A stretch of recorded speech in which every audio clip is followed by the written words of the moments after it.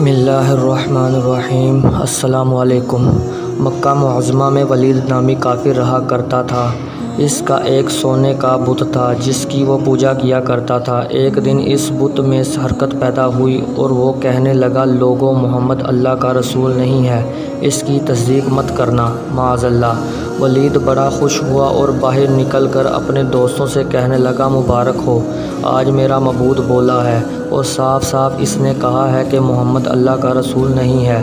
یہ سن کر لوگ اس کے گھر آئے اور دیکھا کہ واقعی اس کا بت یہ جملہ دہرا رہا ہے۔ وہ لوگ بہت خوش ہوئے اور دوسرے دن ہی ایک عام اعلان کے ذریعے ولید کے گھر میں ایک بہت بڑا اجتماع ہو گیا تاکہ اس دن لوگ بت کے منہ سے وہی جملہ سن سکیں۔ اس بڑے اجتماع میں ان لوگوں نے حضور صلی اللہ علیہ وآلہ وسلم کو بھی دعوت دے دی تاکہ حضور صلی اللہ علیہ وآلہ وسلم خود تشریف لا کر بت کے منہ سے وہی جملہ سنیں۔ چنانچہ حضور صلی اللہ علیہ وآلہ وسلم بھی تشریف لائے۔ جب نبی کریم صلی اللہ علیہ وآلہ وسلم تشریف لائے تو بت بول اٹھا، اے لوگو، خوب جان لو کہ محمد صلی اللہ علیہ وآلہ وسلم اللہ کے سچے رسول ہیں۔ ان کا ہر ارشاد سچا ہے اور ان کا دین حق پر ہے۔ تم اور تمہارے بت جھوٹے ہیں جو تمہیں گمراہ کرنے والے ہیں۔ اگر تم اس سچے رسول صلی اللہ علیہ وآلہ وسلم پر ایمان نہ لاؤ گے تو جہنم میں جاؤ گے۔ بس عقل مندی سے کام لو اور سچے رسول صلی اللہ علیہ وآلہ وسلم کی غلامی اختیار کر لو۔ بت کی یہ بات سن کر ولید بڑا گھبرایا اور اپنے معبود کو پکڑ کر زمین پر دے مارا اور اس کے ٹکڑے ٹکڑے کر دیے۔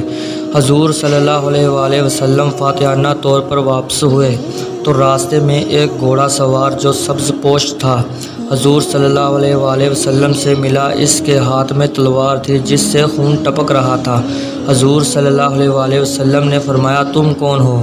بولا، میں جن ہوں اور آپ کا غلام اور مسلمان ہوں، جبلہ دور میں رہتا ہوں۔ میرا نام معین بن لابر ہے۔ میں کچھ دنوں کے لیے کہیں باہر گیا ہوا تھا۔ آج گھر واپس آیا تو میرے گھر والے رو رہے تھے۔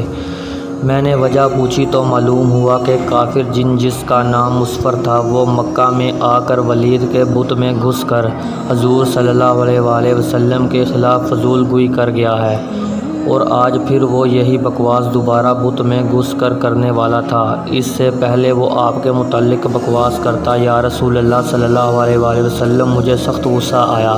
میں تلوار لے کر اس کے پیچھے دوڑا اور اسے راستے میں قتل کر دیا۔